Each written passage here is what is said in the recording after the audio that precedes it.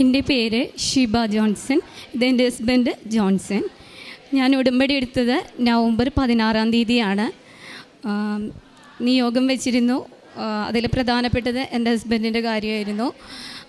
ഏറ്റവും ആദ്യം ഞാൻ നന്ദി പറയുന്നത്, ദേവമാതാവ് പ്രത്യക്ഷപ്പെട്ട ഈ അൾത്താരയിൽ വന്ന് ദൈവം എന്നെ സാക്ഷ്യം പറയാൻ അനുവദിച്ചതിന് ഞാൻ ഒത്തിരി നന്ദി പറയുന്നു. ഒരു മിഷണറി ആവാൻ വരെ ഞാൻ ആഗ്രഹിച്ചതാണ് ഒരു സമയത്ത്. പക്ഷേ ഞാൻ ഉടമ്പടി എടുക്കുന്നതിന് മുൻപായിട്ട് കാരുണ്യ പ്രവൃത്തികളും അതുപോലെ പ്രാർത്ഥനയ്ക്കൊക്കെ സമയം ചെലവഴിച്ചിരുന്നു. പിന്നെ ഒരു സമയത്ത് ഇതെല്ലാം എനിക്ക് നഷ്ടമായി.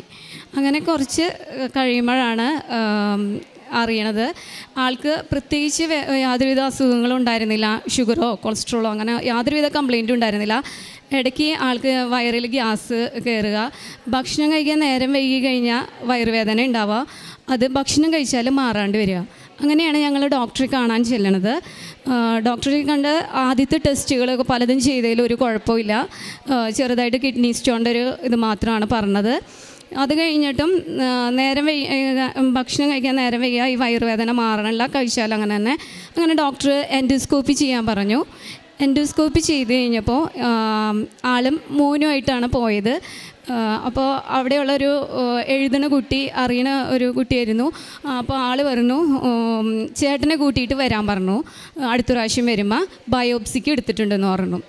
അങ്ങനെ വീട്ടിൽ വന്ന അവൻ എൻ്റെ അടുത്ത് പറഞ്ഞു, ആളും പറഞ്ഞു അങ്ങനെ ബയോപ്സിക്ക് എടുത്തിട്ടുണ്ട്, അൾസർ ഉണ്ടെന്നാണ് പറയണേ, അത് കുറച്ച് മോശമായ അവസ്ഥയിലാണ് എന്ന് പറഞ്ഞു.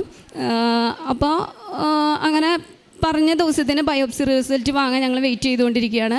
ഞങ്ങൾക്ക് സ്വപ്നത്തിൽ പോലും പ്രതീക്ഷയില്ല ഈ അൾസറിൻ്റെ കാര്യം. ഗ്യാസിൻ്റെ കംപ്ലയിൻറ്റ്, അത് ഭക്ഷണം കഴിക്കാൻ നേരം വൈകണോണ്ട് ഉണ്ടാവണം. 2 ദിവസം മെഡിസിൻ കഴിച്ച് കഴിയുമ്പോൾ അത് മാറിപ്പോണു. അപ്പോൾ എൻഡോസ്കോപ്പിക്ക് പോകാൻ തന്നെ ആൾ കൂട്ടാക്കണ്ടായില്ല, ഞാൻ നിർബന്ധിച്ചിട്ടാണ് വിട്ടത്.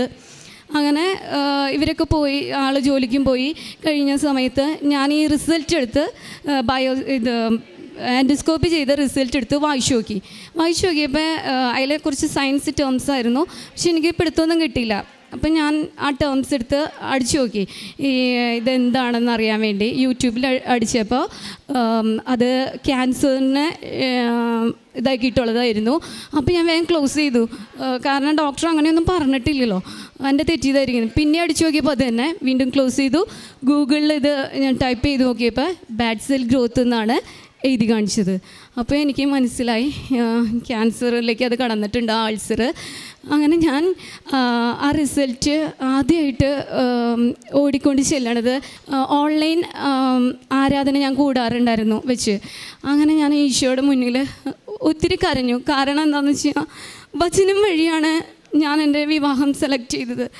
അതായത് ഏഷ്യ 62:1 മുതൽ 5 വരെയുള്ള വചനങ്ങളാണ് എനിക്ക് അന്ന് കിട്ടിയത്.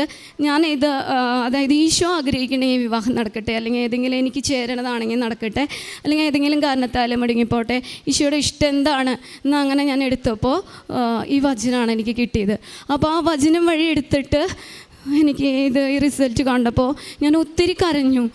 എങ്ങനെയൊക്കെ കരയാൻ, എൻ്റെ വിഷമങ്ങൾ മുഴുവൻ എൻ്റെ പപ്പയും അമ്മയൊന്നും ജീവിച്ചിരിപ്പില്ല, എൻ്റെ ആങ്ങളെയും അനിയത്തിയും എൻ്റെ അടുത്തില്ല, അവർ പുറത്ത് വർക്ക് ചെയ്യണവരാ. അപ്പോൾ നിങ്ങൾക്ക് ഊഹിക്കാവുന്നതാണ് എൻ്റെ മാനസികാവസ്ഥ എന്താണ്. ഈശോയുടെ അഭിപ്രായം ചോദിച്ച് ഞാൻ എടുത്ത വിവാഹമാണ്. ഞാൻ ഒത്തിരി എങ്ങനെയൊക്കെ കരയാമെന്ന് വെച്ചാൽ കരഞ്ഞു കഴിഞ്ഞ് ഞാനൊരു സ്വരം പോലെ കേട്ടു, അതിൽ ഇംപ്രഷൻ എന്നല്ലേ എഴുതിയേക്കണേ, നീ എന്തിനാ ഇങ്ങനെ വിഷമിക്കണേന്ന്. അപ്പോൾ ഞാൻ നോക്കിയപ്പോൾ ശരിയാ, ഇംപ്രഷൻ എന്നാണ് എഴുതിയേക്കണേ. അങ്ങനെ ഞാൻ കുറച്ച് സമാധാനമൊക്കെ ആയി. അത് കഴിഞ്ഞ് എൻ്റെ ഹസ്ബൻഡിനെ ഒരുക്കണ്ടേ, ബയോപ്സി റിപ്പോർട്ട് വാങ്ങാൻ പോവുകയാണ്.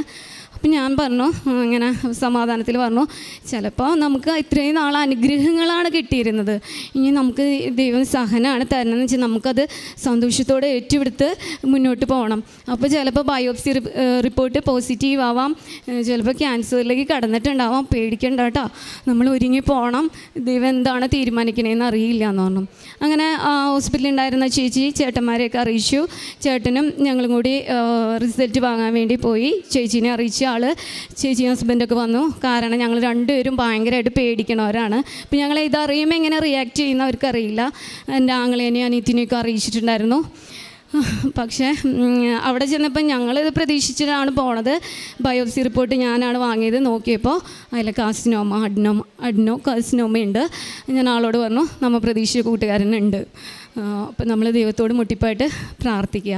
പിന്നെ അവിടെ നിന്ന് തൊട്ട് ചേട്ടൻ ഡോക്ടറിൻ്റെ അടുത്ത് പറഞ്ഞു. അപ്പോൾ അവർ പറഞ്ഞതെന്ന് വെച്ചാൽ CT സ്കാൻ റെഫർ ചെയ്തു. CT സ്കാന് ക്രിയാറ്റിൻ്റെ നോക്കിയപ്പോൾ 1.45 ആണ്. അത് കിഡ്നീനെ എഫക്റ്റ് ചെയ്തിട്ടുണ്ട്. 3 ദിവസം അവിടെ അഡ്മിറ്റായിട്ട് മരുന്നെടുക്കണം. അത് നോർമലായിട്ട് CT സ്കാൻ ചെയ്യാൻ പറ്റില്ല. അതുകൊണ്ട് ഇമ്മീഡിയറ്റ് ആയിട്ട് ഓപ്പറേഷൻ ചെയ്യണമെന്ന് പറഞ്ഞു. അങ്ങനെ അപ്പോൾ തന്നെ വേറെ ഒരു കേരളത്തിൽ തന്നെ നല്ല ഒരു ഹോസ്പിറ്റലിലേക്ക് റെഫർ ചെയ്തു. അവിടുന്ന് ഞങ്ങൾ അന്ന് തന്നെ പോയി. അവിടെ ചെന്ന് CT സ്കാൻ എടുക്കുമ്പോൾ നോർമലായി. അതായത് ക്രിയാറ്റിൻ 1.3 അവർ അന്ന് തന്നെ ചെയ്തു. പക്ഷേ ക്യാൻസർ സ്റ്റാർട്ട് ചെയ്തിട്ടുണ്ടായിരുന്നു. അവർ പറഞ്ഞു ഇപ്പോൾ സർജറി ചെയ്യേണ്ട, ബിഫോർ 4 കീമോ ആഫ്റ്റർ സർജറി എന്ന് പറഞ്ഞു. അങ്ങനെ ഒരു 8 ദിവസം ഞങ്ങളവിടെ അഡ്മിറ്റായിരുന്നു. അതായത് ഈ റിപ്പോർട്ട് ഹോസ്പിറ്റലിലേക്ക് അയച്ചു കൊടുത്തപ്പോൾ വ്യാഴാഴ്ച വന്ന് കണ്ടാൽ മതി OP എന്ന് പറഞ്ഞതാണ്. ഡോക്ടർ അവിടെ ഇല്ല. പക്ഷേ എല്ലാവരും അവിടെ നിന്ന് മറ്റേ റിപ്പോർട്ടൊക്കെ ഇങ്ങനെ പറഞ്ഞപ്പോൾ പേടിച്ചു. കിഡ്നീനൊക്കെ എഫക്റ്റ് ചെയ്തിട്ടുണ്ടെന്ന് പറഞ്ഞപ്പോൾ എത്രയും വേഗം പോകുക, എത്രയും വേഗം ട്രീറ്റ്മെൻറ്റ് സ്റ്റാർട്ട് ചെയ്യുക എന്നുള്ളതാണ്. അങ്ങനെ വ്യാഴാഴ്ച മെയിൻ ഡോക്ടർ വന്നു. അപ്പോൾ ഞങ്ങളോട് പറഞ്ഞു ലാപ്രോസ്കോപ്പി ഡയഗ്നോസിസ് എന്ന് പറഞ്ഞു കഴിഞ്ഞാൽ ഒരു സർജറി ഉണ്ട്. സർജറി എന്ന് പറഞ്ഞില്ല, ഇങ്ങനെ ഇത് ചെയ്യണം. അപ്പോൾ നമുക്കിത് സ്പ്രെഡ് ഉണ്ടോ എന്ന് അറിയാൻ പറ്റുമെന്ന് പറഞ്ഞു. ഞങ്ങൾക്കിത് സർജറി ആണെന്നൊന്നും അറിഞ്ഞിട്ടുണ്ടായിരുന്നില്ല. അങ്ങനെ ആ സർജറി ചെയ്ത് കഴിഞ്ഞപ്പോൾ അത് സ്പ്രെഡ് ഒന്നുമില്ല. അങ്ങനെ ഞങ്ങളെ ഡിസ്ചാർജ് ചെയ്തു. 12 ദിവസം കഴിഞ്ഞിട്ട് കീമോ സ്റ്റാർട്ട് ചെയ്യാൻ വേണ്ടി വരണം എന്ന് പറഞ്ഞു. അപ്പോൾ ഞങ്ങളുടെ ഇടവപ്പള്ളിയിൽ കൊന്ത ഒക്ടോബർ മാസത്തിലായ കൊന്ത ആഘോഷമായ കൊന്ത നടക്കണം. അപ്പോൾ ലാസ്റ്റ് ദിവസം കൂടണം എന്ന് ആഗ്രഹം ഉണ്ടായിരുന്നു.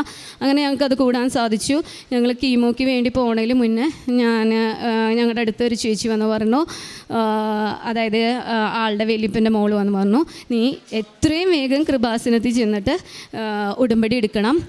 നീ പ്രാർത്ഥിക്കണ്ടെങ്കിലും ഇതൊക്കെ പിടിച്ച് നിൽക്കണമെങ്കിൽ നിനക്ക് ശക്തി കിട്ടണമെങ്കിൽ നീ ഉടമ്പടി എടുത്ത് പ്രാർത്ഥിക്കണം. എത്രയും വേഗം നീ പോകണം എന്ന് പറഞ്ഞു. അങ്ങനെ ഞാൻ പോകാൻ തീരുമാനിച്ചു. അതിന് മുന്നായിട്ട് എന്ന് വെച്ച് കഴിഞ്ഞാൽ അതായത് 4 കീമോ അല്ലേ പറഞ്ഞത്. അപ്പോൾ ഒരു 10 കുർബാന ഞാനും ആളും കൂടി പോയി കാണാം. ഈശോയുടെ ദിവികാരുണ്യത്തിനാണ് എല്ലാത്തിനേലും ശക്തി.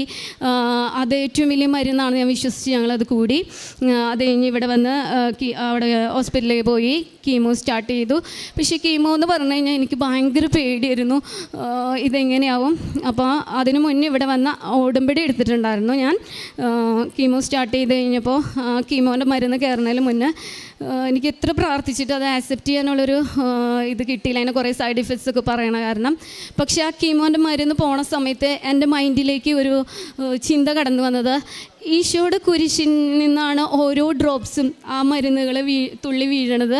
അങ്ങനെ എനിക്കൊരു ബോധ്യം കിട്ടി. അപ്പോൾ ഞാൻ ആളുടെ അടുത്ത് പറഞ്ഞു, ജോൺസേട്ടാ ഇത് ഈശോയുടെ രക്തമാണ്. അത് കാരണം ജോൺസൻ്റെ ബോഡീനെ ഒരിക്കലും തളർത്തിലൊരു സൈഡ് ഇഫക്ട്സ് ഉണ്ടാവില്ല. പ്രാർത്ഥിക്കുക, ഈശോയുടെ തിരുരക്തമേ എന്നെ ശക്തിപ്പെടുത്തണമേ, എനിക്കിത് അതിജീവിക്കാനുള്ള ശക്തി തരണമേ എന്ന്. അങ്ങനെ ഞങ്ങൾ രണ്ടുപേരും കൂളായിരുന്നു. ഉടമ്പടി എടുത്തതിന് ശേഷം ഡിസംബർ 12-ാം തീയതി ഞാൻ അച്ഛനെ വന്ന് കണ്ടു. ആളെയും കൊണ്ടാണ് വന്നത്. അപ്പോൾ എന്ന് വെച്ച് കഴിഞ്ഞാൽ ഇത് ഫസ്റ്റ് സ്റ്റേജിൽ നിന്നാണ് ഞങ്ങൾ അറിഞ്ഞത്. ഈ ലാപ്രോസ്കോപ്പി ഡയഗ്നോസിസ് കഴിഞ്ഞപ്പോൾ ഡോക്ടറോട് ഞങ്ങൾ ചോദിച്ചപ്പോൾ ഡോക്ടർ പറഞ്ഞു, അത് ചിലപ്പോൾ 3rd ആവാം, 2nd ആവാം, ചിലപ്പോൾ 4th ആവാം, അതൊന്നും കാര്യമില്ല, മരുന്ന് ചെയ്തവർ പലരും രക്ഷപ്പെടണം, അത് ഓരോരുത്തരുടെ ദൈവാനുഗ്രഹം പോലെയൊക്കെ ഇരിക്കാമെന്ന് പറഞ്ഞു. അപ്പോൾ എൻ്റെ മനസ്സിൽ ഫസ്റ്റ് സ്റ്റേജിൽ നിന്നുള്ള ഒരു ഇതായിരുന്നു, ബോധ്യമാണ് ഞങ്ങൾക്ക് രണ്ടുപേർക്കും ഉണ്ടായിരുന്നത്. ഇവിടെ വന്ന് ഞങ്ങൾ അച്ഛനെ കണ്ടു. അച്ഛനെ ഫസ്റ്റ് നമ്പറാണ് കിട്ടിയത്. അപ്പോൾ അതിന് മുന്നേ എന്ന് പറഞ്ഞാൽ കീമോ എടുത്ത് കഴിഞ്ഞപ്പോൾ ചുമ തുടങ്ങിയിട്ടുണ്ടായിരുന്നു. അതൊരു 2-3 ആഴ്ച ഒരു കുറച്ച് നാൾ നിന്നിട്ടത് മാറിയത്.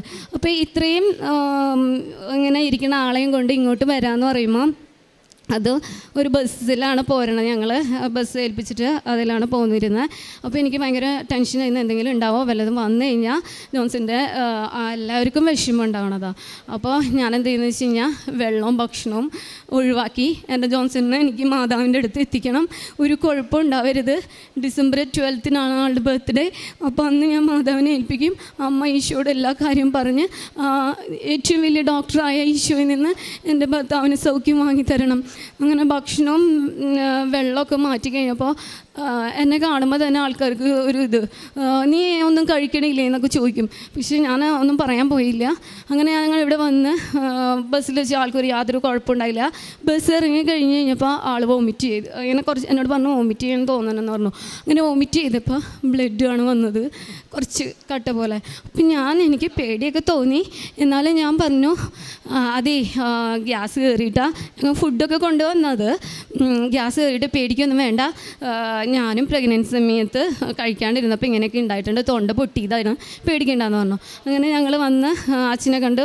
അച്ഛനെ കാണാൻ ഇതുപോലെ ലൈനിനൊക്കെ നിൽക്കുമ്പോൾ ഭക്ഷണവും വെള്ളവും ഇല്ലാണ്ടായപ്പോൾ എനിക്ക് കുറച്ച് ബുദ്ധിമുട്ടൊക്കെ തോന്നി.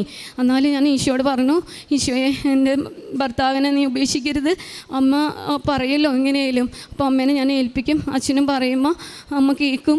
അങ്ങനെ ഒരു വിശ്വാസത്തിൽ നിന്നു. ഫസ്റ്റ് ടോക്കണായ കാരണം ആളെ ബ്ലെസ് ചെയ്ത് സഹിത്ത് പൂജി അച്ഛൻ പ്രാർത്ഥിച്ചു. ഒന്നും പറഞ്ഞില്ല ഞങ്ങളുടെ അടുത്ത്. ഒരു കാശ് രൂപ ഞങ്ങൾക്ക് തന്നു. ഞങ്ങളങ്ങനെ അവിടെ നിന്ന് പോന്ന് പിന്നെ ഓരോ കീമോയ്ക്ക് പോകുമ്പോഴും വിശുദ്ധ കുർബാനയെ ആശ്രയിച്ച് പ്രാർത്ഥിച്ചു. അതുപോലെ ഉടമ്പടിയിൽ പറഞ്ഞ പോലെ കാര്യങ്ങളൊക്കെ ചെയ്തു. അങ്ങനെ സർജറി ഫിക്സ് ചെയ്തു. സർജറി ജനുവരി 19 ആയിരുന്നു. അത് പെട്ടെന്ന്, അതായത് കീമോ കഴിഞ്ഞ് ഞങ്ങൾ വെച്ച് ഗ്യാപ്പ് ഉണ്ടാകുന്നു, പക്ഷേ അധികമൊന്നും ഉണ്ടായിരുന്നില്ല. ആ സമയത്ത് എൻ്റെ അനിയത്തിയുടെ ഫാദർ ഇൻ ലോ മരിച്ചു. അങ്ങനെ അവർ ഓസ്ട്രേലിയയിലായിരുന്നു. അവർ ഫാമിലി സമേതം വന്നു. പിറ്റത്തെ ആഴ്ചയാണ് ആളുടെ സർജറി. അപ്പോൾ ആ സർജറിയുടെ സമയത്ത് അവൾ നേഴ്സാണ്. അപ്പോൾ അവൾ എൻ്റെ അടുത്തുണ്ടായിരുന്നു, എന്നെ ശക്തിപ്പെടുത്താനും. അതുപോലെ തന്നെ പിന്നെ ചേട്ടനും ജോൺസൻ്റെ എല്ലാവരും അങ്ങനെ ഉണ്ടായിരുന്നു. ഇവരെല്ലാവരും ആരാധനയിലിരുന്നത്. 10 മണിക്കൂർ നീണ്ട സർജറി ആയിരുന്നു. അതുകൂടാണ്ട് ഡോക്ടർ ഇത് എക്സ്പ്ലെയിൻ ചെയ്ത് തരുമ്പോൾ കുറേ കാര്യങ്ങൾ പറഞ്ഞു.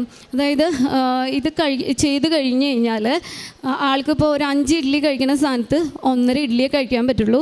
പിന്നെ ഭക്ഷണം ചിലപ്പോൾ തേട്ടി വരാം, വോമിറ്റിംഗ് ടെൻഡൻസി ഉണ്ടാവാം.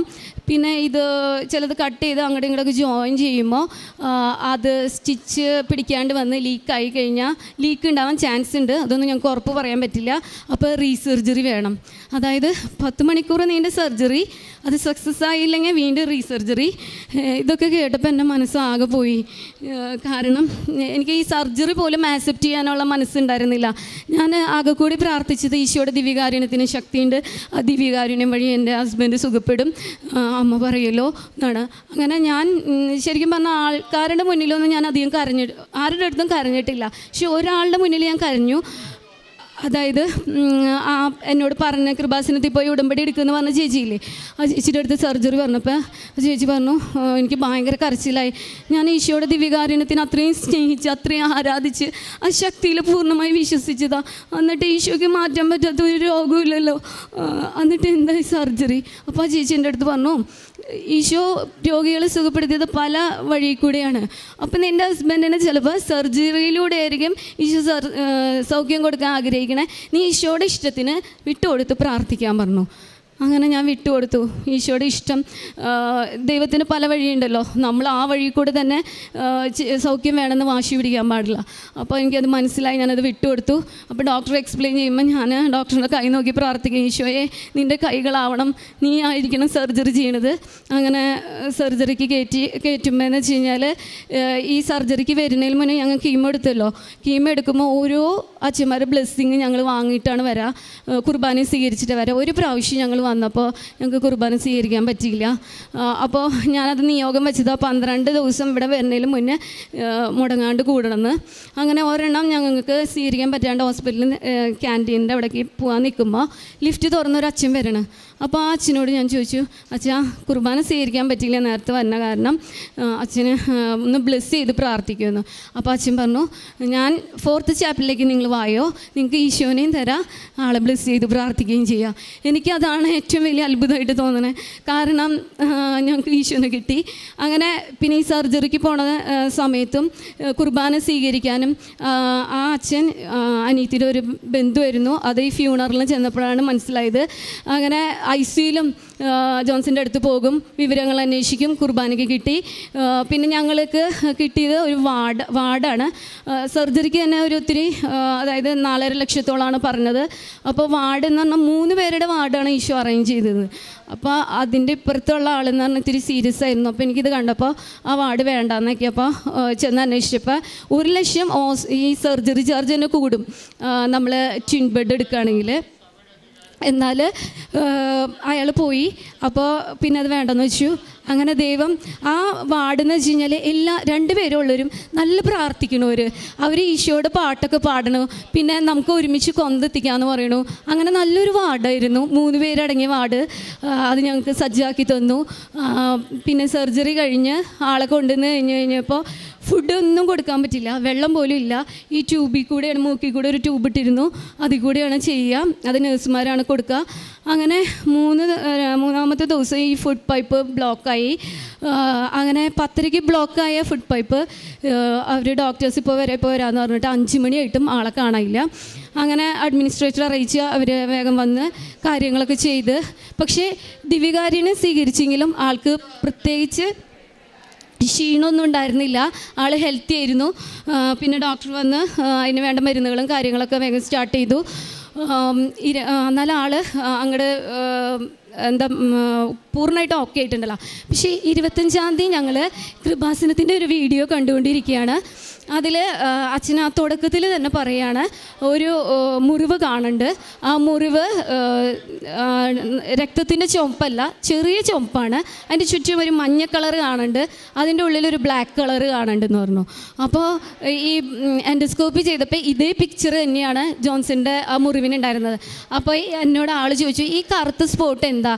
ഞാൻ പറഞ്ഞു, എൻ്റെ വിവരമില്ലായ്മയ്ക്ക് പറഞ്ഞു, കാപ്പി കുടിച്ചിട്ടുണ്ടായില്ലേ അതിൻ്റെ എങ്ങാനും ഇരിക്കും എന്ന് പറഞ്ഞു. പക്ഷേ അച്ഛൻ എന്നിട്ട് വീണ്ടും അത് സെല്ല് ഡെഡ് ആയേക്കണതാ. അതേത് ശരീരത്തിൻ്റെ ഭാഗമാണെന്ന് എനിക്കറിയില്ല. പക്ഷേ ആ രോഗീനെ ഈശോ സുഖപ്പെടുത്തുന്നുണ്ട്, ഈശോ പൂർണ്ണമായി സുഖപ്പെടുത്തുന്നുണ്ടെന്ന് പറഞ്ഞു. ഞാനത് വിശ്വസിച്ചു, ആമേൻ പറഞ്ഞു. ആളും കേട്ടു. പിന്നീട് ഞങ്ങളത് പിന്നെ തൊട്ട് ആൾ നല്ല ഹെൽത്തിയായി നടക്കാൻ തുടങ്ങി. ഫുഡുകൾ കൊടുത്തോളാൻ പറഞ്ഞു. അങ്ങനെ എല്ലാ ഫുഡും ഈവൻ ചിക്കനും ചപ്പാത്തിയൊക്കെ കഴിച്ച് ഇതൊക്കെ ആക്കി ഓക്കെ ആയതിന് ശേഷമാണ് ഡിസ്ചാർജ് ഉണ്ടായത്. അപ്പോൾ 25-ാം തീയതിക്ക് ശേഷമാണ് ആളിൽ ആ പ്രകടമായ വ്യത്യാസം ഉണ്ടായത്. പക്ഷേ ആ വീഡിയോ എന്ന് പറയുന്നത് ഞാൻ കേട്ടത് പണ്ട് നടന്ന ഒരു ഇതാണ്. പക്ഷേ എന്നിരുന്നാലും ആ വീഡിയോ പഴയതാണെങ്കിലും ജോൺസിൻ്റെ അതേ കണ്ടീഷൻ തന്നെയായിരുന്നു. അന്ന് തൊട്ടാണ് ആൾക്ക് ഈ സർജറി ആഫ്റ്റർ നല്ല ഇമ്പ്രൂവ്മെൻറ്റും എല്ലാ കാര്യങ്ങളും ഉണ്ടായത്. പിന്നെ ഈ സർജറിയുടെ ഈ ഡിസ്ചാർജിൻ്റെ അന്ന് ആളുടെ അമ്മ മരിച്ചു. അപ്പോൾ എന്നോട് ജനുവരി 3-ാം തീയതി തൊട്ട് അമ്മയുടെ നില ഇത്തിരി മോശമായിരുന്നു, അപ്പോൾ അറിയിക്കേണ്ടവരൊക്കെ അറിയിച്ചോളാൻ പറഞ്ഞു. അപ്പോൾ എന്നോട് ആൾ പോരുമ്പോൾ പറഞ്ഞത്, എൻ്റെ അസുഖം മാറുന്നവരെ എൻ്റെ അമ്മയ്ക്ക് ഒന്നും സംഭവിക്കരുത്, എനിക്കത് താങ്ങില്ല. അമ്മയ്ക്ക് 93 വയസ്സുണ്ട്, പക്ഷേ അമ്മയും നല്ല സ്നേഹത്തിലാണ്.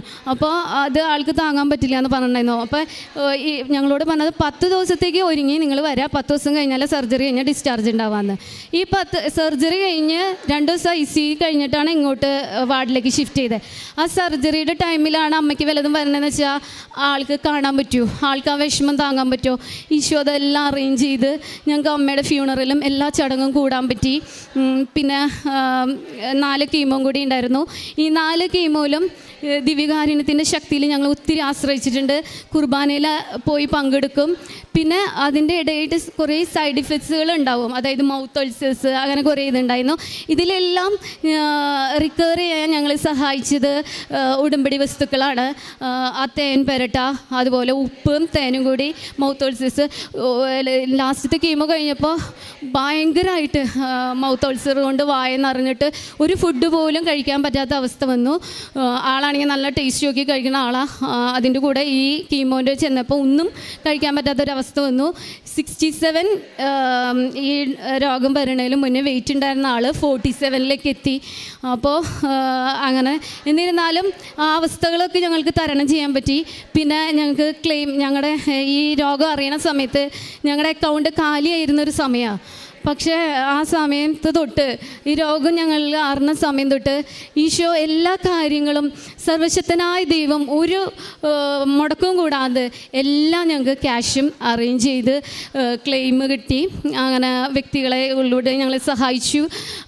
അങ്ങനെ ഞങ്ങൾ രണ്ടുപേരും, ഞാൻ 6 വർഷമായിട്ട് ജോലിക്ക് പോകണില്ല. അമ്മ ബെഡ് റിഡൻ ആയിരുന്നു. അപ്പോൾ ഞാൻ ജോലിക്ക് വേണ്ടാന്ന് വെച്ചു. 3 പ്രാവശ്യം വിളി വന്നതാണ്, ഞാൻ ക്യാൻസൽ ചെയ്ത് നിന്നു. ആൾ 6 മാസമായി. പക്ഷേ ഞങ്ങൾക്ക് ഒരു കുറവും ഇല്ലാത്ത വിധം ഞങ്ങളുടെ കുടുംബം ദൈവം മനോഹരമായിട്ട് കൊണ്ടുപോകുന്നു. പിന്നെ ഈ രോഗം വന്നാൽ ഞങ്ങൾ ഒരു നിമിഷം തളരാതെ ദൈവത്തിൽ അടിയുറച്ച്, അതായത് ദൈവത്തിൽ നിന്ന് അനുവദിച്ച സഹനമാണ് അതിൽ പിടിച്ച് എത്ര വലിയ രോഗം വന്നാലും ഇന്നത്തെ കാലഘട്ടത്തിൻ്റെ പ്രത്യേകതയായിട്ട് എനിക്ക് തോന്നുന്നത്, പണ്ട് ഈശോനെ തൊടാനൊക്കെ നമുക്ക് രക്തസ്രാവകാരി സ്ത്രീ കുറേ ബുദ്ധിമുട്ടി. പക്ഷെ നമുക്ക് ഇന്നും തൊടാം. നമ്മുടെ കയ്യിലാണ് ഈശോ വരണത്. ആ ഈശോയ്ക്ക് ഉമ്മ കൊടുക്കാം. നമുക്ക് എങ്ങനെ വേണമെങ്കിലും നമ്മുടെ കാര്യങ്ങൾ പറയാം. ആ ഈശോയോട് പറയാം, ഈശോയെ എൻ്റെ നാഡീഞരമ്പുകളിലേക്കും കോശങ്ങളിലേക്കും നിൻ്റെ ശക്തി വ്യാപരിക്കട്ടെ. ഞങ്ങൾ അങ്ങനെയാണ് പ്രാർത്ഥിച്ചത്. അപ്പോൾ ക്യാൻസർ വന്നാലും ഏത് രോഗം വന്നാലും നിങ്ങളാരും ഭയപ്പെടേണ്ട. കാരണം അന്ന് ഈശോ ഒരു അമ്മേനെ ഏൽപ്പിച്ച ഒരു ശിഷ്യനെ അതുപോലെ ജോസഫ് അച്ഛനെ നമുക്ക് തന്നിട്ടുണ്ട്. അപ്പോൾ അച്ഛൻ അമ്മോട് പറയും, അമ്മ നമ്മുടെ ഈശോയോട് പറഞ്ഞ് നമുക്ക് വേണ്ടതൊക്കെ ചെയ്തു തരും. പിന്നെ കാരുണ്യ പ്രവൃത്തികൾ ഞാൻ പണ്ടത്തെ പോലെ ചെയ്യാൻ തുടങ്ങി. എൻ്റെ ഹസ്ബൻഡിന് ആദ്യം ഞാൻ കാരുണ്യ പ്രവൃത്തികളൊന്നും ചെയ്യുമ്പോൾ പൈസ കൊടുക്കുന്നൊന്നും ഇഷ്ടമുണ്ടായിരുന്നില്ല. എന്നെ വഴക്ക് പറയാറുണ്ട്, നീ എന്തിനാ ഇതൊക്കെ ചെയ്യണേന്ന് പറഞ്ഞു. പക്ഷേ ഈ അസുഖം വന്നതിന് ശേഷം ആൾ കണ്ടു ദൈവം എങ്ങനെയാണ് ഞങ്ങളെ നോക്കണത്. ഞങ്ങൾ പ്രതീക്ഷിക്കാത്ത വ്യക്തികളിൽ നിന്ന് എൻ്റെ അനിയത്തി പറഞ്ഞത്, അതായത് ജോൺസനെ ഏത് ഹോസ്പിറ്റലിൽ വേണോ കൊണ്ടുപോകണോ, എത്ര കാശ് ചിലവാക്കണോ, ഒന്നും കൊണ്ട് പേടിക്കണ്ട, അവിടേക്ക് പോകാം, എന്ത് വേണേലും ചെയ്യാം, നിങ്ങൾ പൈസനോർത്ത് വിഷമിക്കേണ്ട. അങ്ങനെ എല്ലാ വിധത്തിലും അറേഞ്ച് ചെയ്തു. പിന്നെ ഈ രോഗം കഴിഞ്ഞോടുകൂടി ഞങ്ങൾ മനസ്സിലാക്കിയത് ഏറ്റവും വലിയ, ഈ ഉടമ്പടിയിലൂടെ ഞാൻ മനസ്സിലാക്കിയ ഏറ്റവും വലിയ സത്യം, ഒരു സ്വർഗീയ അപ്പൻ നമുക്കുണ്ട്. ആ അപ്പൻ അറിയാണ്ട് നമുക്കൊന്നും സംഭവിക്കില്ല. ആ അപ്പനോട് ചേർന്ന് നിന്ന് കഴിഞ്ഞാൽ നമുക്ക് എല്ലാത്തിനും ശക്തി തരും. പിന്നെ സ്വർഗസ്ഥനായ പ്രാർത്ഥന എത്തിക്കുമ്പോഴൊക്കെ വല്ലാത്തൊരു ഫീല് എനിക്ക് അനുഭവപ്പെടാൻ തുടങ്ങി. അങ്ങനെ ദൈവത്തിന് നന്ദി പറയണമല്ലോ. എനിക്ക് കെട്ടിപ്പിടിച്ചൊരു ഉമ്മ കൊടുക്കണം ദൈവത്തിന്, അതാണ് എനിക്ക് ആഗ്രഹം ഉണ്ടായിരുന്നത്. പക്ഷേ ഈശോയ്ക്ക് ഞാൻ കുർബാന സ്വീകരണത്തിന് മുന്നേ ഉമ്മ കൊടുക്കാറുണ്ട്. പക്ഷെ ദൈവത്തിന് എങ്ങനെ പറ്റുക? അങ്ങനെ കുറച്ച് ദിവസങ്ങൾക്ക് ശേഷം എനിക്ക് ആൻസർ കിട്ടി, ഈശോയ്ക്ക് കൊടുക്കുന്നത് ദൈവത്തിന് കൊടുക്കുന്നതാണെന്ന്. അപ്പോൾ ഈ വഴി നടത്തിയ ഇതെല്ലാം എനിക്ക് ഊർജ്ജമാണ് പകർന്നത്. ഞങ്ങൾ തളർന്നിട്ടില്ല. ഇതിന് ശേഷം കാരുണ്യ പ്രവർത്തികൾ ചെയ്യാൻ ആളും എൻ്റെ ഒപ്പമുണ്ട്. ഞങ്ങൾ ആദ്യം പോയത് 4th സ്റ്റേജ് ആയിട്ട് ക്യാൻസർ വന്ന് ഉപേക്ഷിക്കപ്പെട്ട പാലിയേറ്റീവ് കെയർ രോഗികളെ കാണാനാണ്. ആളുടെ മുന്നിൽ സാക്ഷിയാക്കി എൻ്റെ ഹസ്ബൻഡിനെ നിർത്തി. എന്നിട്ട് പറഞ്ഞു, വചനം വെച്ചാണ് ഞങ്ങൾ ഇത് സൗഖ്യം നേടിയത്. അപ്പോൾ ആ വചനം പരിശുദ്ധ അമ്മേനെ പറ്റി പറഞ്ഞു, കൃപാസനത്തിൽ ഉടമ്പടി എടുത്ത കാര്യം പറഞ്ഞു. അവർക്ക് വചനം പ്രിൻ്റ് അത് ഞങ്ങൾ കൊടുത്തു. ഇനി അടുത്ത പ്രാവശ്യം പോകുമ്പോൾ ഫാമിലി അടക്കം പോകണം. കൃപാസന പത്രം റെഡിയാക്കി വെച്ചിട്ടുണ്ട്. അങ്ങനെ ദൈവപിതാവിൻ്റെ സംരക്ഷണം ഞങ്ങൾ സത്യമായും തിരിച്ചറിഞ്ഞു, തൊട്ടറിഞ്ഞു, കണ്ടറിഞ്ഞു. ഇതാണ് ഈ രോഗാവസ്ഥയിലൂടെ ഞാൻ മനസ്സിലാക്കിയത്. ഇനി ഈശോയുടെ പ്രേക്ഷിതയാവാൻ എനിക്കിഷ്ടമാണ്. ഒപ്പം എൻ്റെ ഹസ്ബൻഡും അതിന് തയ്യാറാണ്. ദൈവത്തിന് ഒരുപാട് നന്ദി. പരിശുദ്ധ അമ്മയ്ക്കും നന്ദി. തിരുക്കുമാരൻ വഴി ഞങ്ങൾക്ക് വാങ്ങി തന്ന ഈ അനുഗ്രഹത്തിന് ഞാനും എൻ്റെ കുടുംബവും കടപ്പെട്ടിരിക്കുന്നു. എൻ്റെ പ്രാർത്ഥന ഇതാണ്, അടിയൻ്റെ കുടുംബം അങ്ങയുടെ തിരുമുമ്പിൽ നിന്ന് മാറിപ്പോകാതിരിക്കാൻ, അടിയൻ്റെ കുടുംബത്തെ അനുഗ്രഹിക്കാൻ തിരുവള്ളമാകണമേ എന്നാണ് ഞാൻ പ്രാർത്ഥിക്കുന്നത്. അതെപ്പോഴും ഉണ്ടായിരിക്കാൻ നിങ്ങളെല്ലാവരും എനിക്ക് വേണ്ടിയും ഞങ്ങൾക്ക് വേണ്ടി പ്രാർത്ഥിച്ച എല്ലാവർക്കും അച്ഛനും നന്ദി പറയുന്നു. കരങ്ങളടിച്ച് നമുക്ക് ദൈവത്തിൻ്റെ നാമം മഹത്വപ്പെടുത്താം. ഷീബ എന്ന മകള് പറഞ്ഞ സാക്ഷ്യം വ്യക്തമാണ്. കൃപാസനത്തിനോട് കടന്നു വന്ന് മരിയൻ ഉടമ്പടിയെടുത്ത് പ്രാർത്ഥിക്കുന്നത് ഹസ്ബൻഡിൻ്റെ സ്റ്റമക്ക് ക്യാൻസർ ഡയഗ്നോസ് ചെയ്യുന്ന സമയത്താണ്. അപ്പോൾ ഈ പ്രാർത്ഥനയിലൂടെ നീളം നിങ്ങൾ ശ്രവിച്ചപ്പോൾ മനസ്സിലാകും, അതായത് ഈ ജോൺസൺ എന്ന ഈ സഹോദരന് കിട്ടിയ വലിയൊരു ഭാഗ്യം എന്ന് പറയുന്നത് പ്രാർത്ഥിക്കുന്ന ഒരു ഭാര്യയെ കിട്ടിയതാണ്. ബഹുമാനപ്പെട്ട ജോസഫ് അച്ഛൻ എപ്പോഴും പറയാറുണ്ട്, അതായത് പ്രാർത്ഥിക്കാൻ, നിങ്ങൾക്ക് വേണ്ടി ആത്മാർത്ഥമായി കണ്ണുനീരൊഴുക്കി പ്രാർത്ഥിക്കാൻ ഒരു വ്യക്തിയുള്ളത് നിങ്ങളുടെ ജീവിതത്തിൽ കിട്ടുന്ന ഏറ്റവും വലിയൊരു ഭാഗ്യമാണ്. അപ്രകാരം ജോൺസൺ ചേട്ടൻ അങ്ങനെ ഒരു അനുഗ്രഹം കിട്ടി. ഷീബ എന്ന ഈ സഹോദരി ഈ ഒരു രോഗത്തിൻ്റെ കാലഘട്ടത്തിലുടനീളം ദൈവമാതാവിൻ്റെ കരം പിടിച്ച് അപ്പായുടെ സംരക്ഷണയിൽ ചെയ്ത ഒരു ഉടമ്പടി യാത്രയുടെ ആ ഒരു വലിയ നടന്ന ജീവിത സാക്ഷ്യമാണ് നമ്മുടെയോട് ചുരുങ്ങിയ വാക്കുകൾക്കുള്ളിൽ പങ്കുവെച്ചത്. നവംബർ മാസം 16-ാം തീയതിയാണ് ഈ സഹോദരി കൃപാസനത്തിലോട് കടന്നു വന്ന് മരിയൻ ഉടമ്പടി എടുക്കുന്നത്. അതിനുശേഷം സർജറിക്ക് മുമ്പ് ബഹുമാനപ്പെട്ട VP ജോസഫ് അച്ഛനെ കണ്ട് ബ്ലെസ്സിങ് വാങ്ങിച്ചിരുന്നു. അതുപോലെ തന്നെ കീമോയുടെ ആ സമയത്തെല്ലാം ഒത്തിരിയേറെ സൈഡ് സഹോദരി പറഞ്ഞതുപോലെ തന്നെ അത് അക്സെപ്റ്റ് ചെയ്യാൻ പോലും ബുദ്ധിമുട്ടായിരുന്നു പറഞ്ഞു. പക്ഷേ മരിയൻ ഉടമ്പടി നേർച്ച വസ്തുക്കൾ ഉപയോഗിച്ച് പ്രാർത്ഥിച്ചത് വഴി യാതൊരു പ്രശ്നവും ഉണ്ടായിരുന്നില്ലെന്ന് പറഞ്ഞു. അതിനോടൊപ്പം തന്നെ ഈ ഒരു രോഗസൗഖ്യത്തിൽ ദൈവത്തിൻ്റെ പ്രത്യേക ഇടപെടലുണ്ടായി എന്ന് വെളിവാക്കുന്ന ഒരു വിഷയം പറഞ്ഞു. ആരാധനാ സന്ദേശത്തിൽ ബഹുമാനപ്പെട്ട VP ജോസഫ് അച്ഛൻ ഇത്തരത്തിൽ ആ ഒരു മുറിവുള്ള ആ ഒരു രോഗിയെ കാണിച്ചു, അവിടെ ഒരു ബ്ലാക്ക് സ്പോട്ട് ഉണ്ട് എന്ന് പറഞ്ഞു. അപ്പോൾ നമുക്കറിയാം അത് പണ്ട് നടന്നൊരു ആരാധനയായിരുന്ന ഈ സഹോദരി പറഞ്ഞു. ഹെബ്രായർ 13:8 തിരുവചനത്തിൽ നമ്മൾ ഇപ്രകാരം വായിക്കുന്നുണ്ട്, യേശുക്രിസ്തു ഇന്നലെയും ഇന്നും എന്നും ഒരേ ആൾ തന്നെയാണ്. അപ്പോൾ ദൈവം കാലാതീതനാണ്. അപ്പോൾ ഒരേ സമയം അൾത്താരയിൽ നിന്ന് പറയുമ്പോൾ അത് എത്ര നാളുകൾക്ക് ശേഷവും നമ്മൾ ആരാധന കൂടുമ്പോൾ അത് ആ സമയം അതേ സമയം ഈശോ നമ്മളോട് സംസാരിക്കുന്നതാണ്. അതിൻ്റെ ഒരു വലിയ തെളിവ് ഈ സഹോദരി നമ്മളോട് പറയുകയുണ്ടായി. ഒപ്പം തന്നെ ഈ ഹസ്ബൻഡിൻ്റെ വിഷയം പറഞ്ഞു. അതായത് കൊളോസ്യൻസ് 3:10 തിരുവചനം അനുസരിച്ച് കൊണ്ട് സൃഷ്ടാവിൻ്റെ പ്രതിച്ഛായയ്ക്ക് ഒത്തവിധം നവീകരിക്കപ്പെട്ട ഒരു പുതു സൃഷ്ടിയാക്കി ഈ രോഗം അദ്ദേഹത്തെ രൂപാന്തരപ്പെടുത്തി എന്ന് പറഞ്ഞു. അതായത് വ്യക്തമായിട്ട് വൈഫ് പറഞ്ഞു, അതായത് ഇതിനു മുമ്പ് ഒരു സഹായം മറ്റുള്ളവർക്ക് കൊടുക്കുന്ന കാര്യമൊക്കെ പറയുമ്പോൾ എന്തിനാണ് നീ സഹായിക്കണമെന്ന് ചോദിച്ചു. പക്ഷേ ഈ വൈഫ് അങ്ങനെ സഹായിച്ചിരുന്നതുകൊണ്ട് കർത്താവ് ചെയ്തു തന്നത്, ഏത് ഹോസ്പിറ്റലിൽ നിനക്ക് പോകണം, എവിടെയൊക്കെ പോയിക്കോ, ഞങ്ങൾ ക്യാഷ് ചെയ്യാം, സഹായിക്കാം എന്ന് ഒത്തിരിയേറെ മക്കൾ ഈ സഹോദരിയോട് ഈ ഹസ്ബൻഡിൻ്റെ രോഗാവസ്ഥയിൽ പറഞ്ഞു, അതുപോലെ തന്നെ സഹായിച്ചു. അപ്പോൾ നമുക്കറിയാം ഈ ഒരു രോഗാവസ്ഥയിലൂടെ കടന്നു പോകുമ്പോൾ ഒത്തിരിയേറെ ക്യാഷ് മുടക്കുള്ള വിഷയമാണ്. പക്ഷെ അതെല്ലാം ദൈവപിതാവിൻ്റെ പ്രത്യേക സംരക്ഷണയിൽ നടന്നു. അതുപോലെ തന്നെ ഹസ്ബൻഡിൻ്റെ ആറ്റിറ്റ്യൂഡ് മാറി. കാരണം ഹസ്ബൻഡിനെ നേരിട്ട് കണ്ടു, എൻ്റെ വിഷമാവസ്ഥയിൽ എത്രയോ മക്കളാണ് എനിക്ക് വേണ്ടി സഹായിച്ചത്. അപ്പോൾ അദ്ദേഹത്തിൻ്റെ ആറ്റിറ്റ്യൂഡ് മാറാൻ സഹായിച്ചു. അങ്ങനെ മരിയൻ ഉടമ്പടി വഴി ഒത്തിരിയേറെ അനുഗ്രഹങ്ങളാണ് ഈ കുടുംബത്തിൽ ലഭിച്ചത്. ഏറെ പ്രത്യേകമായിട്ട് ആരോഗ്യമുള്ള ജീവൻ തിരിച്ചു കിട്ടി എന്നുള്ളതാണ് വലിയൊരു സാക്ഷ്യം. മരിയൻ ഉടമ്പടി വഴി കുടുംബത്തിൽ ലഭിച്ച ചെറുതും വലുതുമായിട്ടുള്ള എല്ലാ അനുഗ്രഹങ്ങൾക്കും ഒരിക്കൽ കൂടി കരങ്ങളടിച്ച് നമുക്ക് ദൈവമാതാവിനെ മഹത്വപ്പെടുത്താം. അത്യപൂർവ ദൈവാനുഭവങ്ങൾ ഇനി നിങ്ങൾക്കും സ്വന്തം. ഈ യൂട്യൂബ് ചാനൽ ഇതുവരെ സബ്സ്ക്രൈബ് ചെയ്തിട്ടില്ലെങ്കിൽ ഇപ്പോൾ തന്നെ സബ്സ്ക്രൈബ് ചെയ്യുക. ഈ വീഡിയോ ഇപ്പോൾ തന്നെ നിങ്ങളുടെ സുഹൃത്തുക്കൾക്ക് ഷെയർ ചെയ്തുകൊണ്ട് കർത്താവിൻ്റെ പ്രേക്ഷിതരാകുക.